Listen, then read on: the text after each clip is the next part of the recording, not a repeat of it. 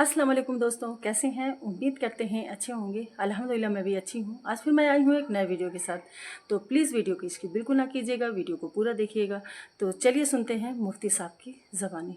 वालेकुम अस्सलामु अस्सलाम अलैकुम वरहमतुल्लाहि वबरकातुहू। वरहमतुल्लाहि वबरकातुहू। पिछले दिनों एक ख़बर मुझे पढ़ने को मिली थी और मैं कई दिन से सोच रहा था कि इस पर कुरान और हदीस की रोशनी में बहुत आप बहुत लोगों के शुक्रिया। सामने कुछ बातें रखूं, लेकिन मौका नहीं मिल रहा था।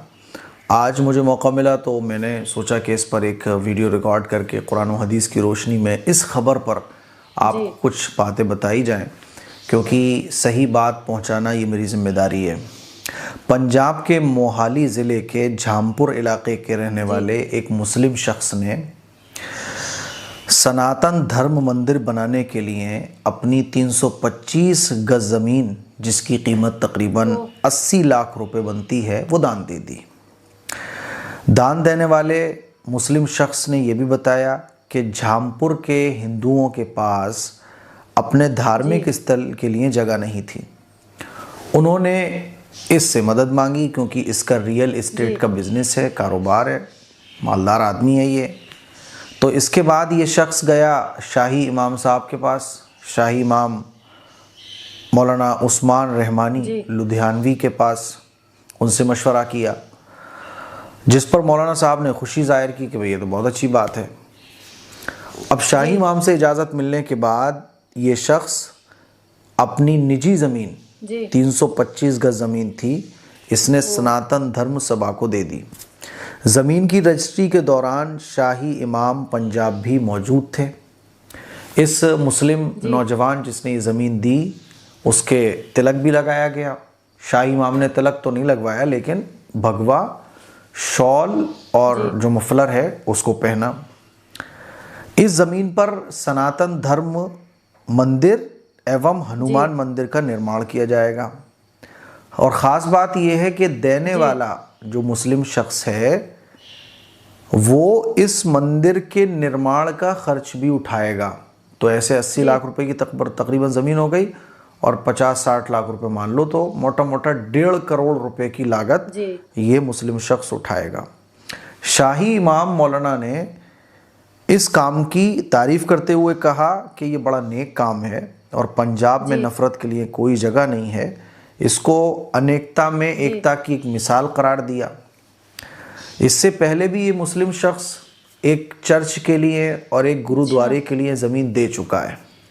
इसका कहना ये था कि मेरी ख्वाहिश है कि मैं अस्पताल ओपन करूं लोगों के लिए, लेकिन मंदिर की ज़रूरत पड़ जी गई तो मैंने मंदिर के लिए ज़मीन दे दी, लेकिन मेरी जी ख्वाहिश है कि मैं अस्पताल के लिए ज़मीन दूं। इस सिलसिले में मैं आप लोगों से सिर्फ इतना ही कहना चाहता हूं कि देखिए, कुरान में जो अल्लाह तबारक व जी तआला ने उसूल बयान कर दिया, लकुम दीनुकुम वलिय दीन, तुम्हारे लिए बेशक तुम्हारा दीन, हमारे लिए हमारा दीन। इस्लाम ने यह कहा कि दूसरों के धर्म का मजाक मत उड़ाओ, जी दूसरों के माबूदों का मजाक ना उड़ाओ। इस्लाम की ये तालीम है कि गैर मुस्लिम हो या मुसलमान हो, यहाँ तक कि जानवर हो, जी अच्छाई का मामला सबके साथ करो। गैर मुस्लिम अगर परेशान जी है तो उसकी परेशानी में साथ दो। गैर मुस्लिम भाई अगर तुम्हारा भूखा है तो उसका ख्याल करो। जी तुम्हारा पड़ोसी भूखा नहीं रहना चाहिए। यहाँ तक अल्लाह के नबी सल्लल्लाहु अलैहि वसल्लम ने फरमाया कि ज़मीन वालों पर रहम करो, बिल्कुल आसमान वाला तुम पर रहम करेगा। और जो इंसानों पर रहम नहीं करता तो अल्लाह तबारक व बेशक ताला उस पर रहम नहीं करता। भूखों को खाना खिलाना, नंगों को कपड़ा पहनाना, भटके हुओं को रास्ता बताना, यही इस्लाम की तालीमात है। लेकिन हक़ और बातिल के बिल्कुल बीच में फ़र्क बाकी रहना चाहिए, सही गलत के बीच में फ़र्क बाकी रहना चाहिए। इसलिए अल्लाह तबारक व ताला ने बयान फरमाया, जी इन्नल्लाह ला यग़फ़िरु अन युशरक, कि शिर्क के अलावा अल्लाह ताला सब गुनाह माफ़ कर सकता है, शिर्क का गुनाह माफ़ नहीं करेगा। शिर्क ये बहुत इस्लाम के अंदर, यानी अल्लाह को गज़ब जी में लाने वाली चीज़ है शिर्क।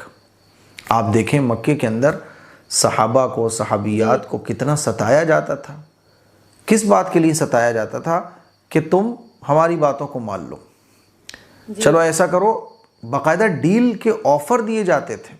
जी मुशरिकीन मक्का और कुफार की तरफ से डील के ऑफ़र्स हुजूर को दिए जाते थे कि अच्छा ऐसा बेशक कर लेते हैं कि आप जो कहोगे वो होगा, जिस लड़की से निकाह करना चाहोगे वो लड़की तुम्हें मिलेगी, जितना माल दौलत चाहिए वो तुम्हें मिलेगा, जी लेकिन तुम ये जो तौहीद की बात करते हो, इसको करना छोड़ दो। हुज़ूर अलैहिस्सलाम को ऑफर मिलते थे कि अच्छा ऐसा करते हैं, एग्रीमेंट कर लेते हैं, कुछ दिन तुम हमारी चीज़ों को फॉलो करना, कुछ दिन हम तुम्हारी चीज़ों को फॉलो करेंगे। जी, सही कहा। लेकिन अल्लाह तबारक व तआला ने क्या फरमाया कि नहीं नहीं, इस चीज़ में कोई एग्रीमेंट नहीं हो सकता। बहुत हद तक बात आगे बढ़ी तो लकुम दीनुकुम वलिय दीन, कि भाई तुम्हारे लिए तुम्हारा दीन है, आप खुशी से अपने दीन पर अमल करो। ला इकराह फिद्दीन, दीन में कोई ज़बरदस्ती नहीं है, खुशी से तुम अपने दीन को फॉलो करो। सही कहा। इस्लाम भलाई का, अखलाक का, इंसानियत का दर्स देता है, लेकिन दीन धर्म के मामले में इस्लाम का क्लियर कट उसूल है कि धार्मिक चीज़ों में इन्वॉल्व एक मुसलमान नहीं हो सकता। जी, मेरा कोई हिंदू पड़ोसी है, उसके दुख दर्द में मैं शामिल रहूँगा, उसकी परेशानी में कांधे से कांधा मिलाकर मैं उसके साथ खड़ा रहूँगा। जी, वो भूखा होगा, उसके खाने का मैं ख्याल रखूँगा, उसके ऊपर कोई परेशानी आएगी मैं ढाल बन के उसके सामने खड़ा हो जाऊँगा। बेशक। लेकिन धार्मिक चीज़ में मैं इन्वॉल्व नहीं हो सकता।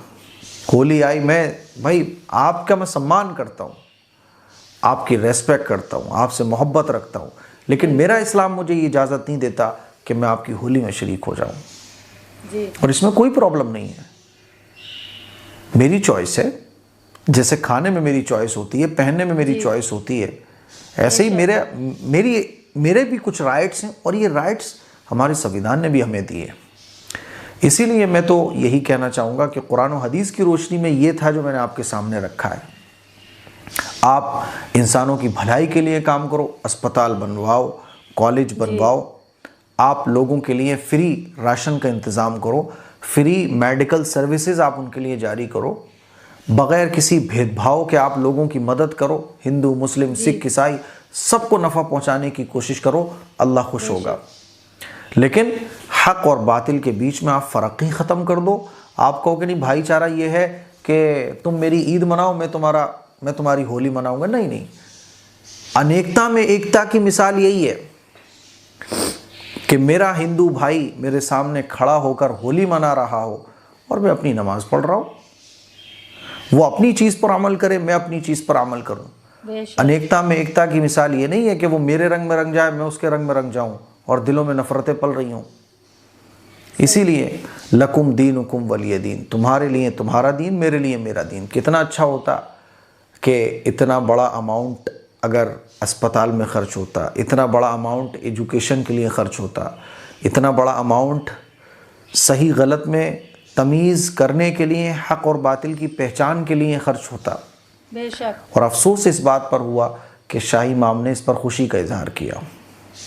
तो मेरे अजीज़ भाइयों, मेरी बहनों, इस खबर पर मुझे यही चीज़ें थी जो क्लियर करनी थी। मुझे उम्मीद है कि आपको अच्छे तरीके से समझ आ गया होगा। शुक्रिया।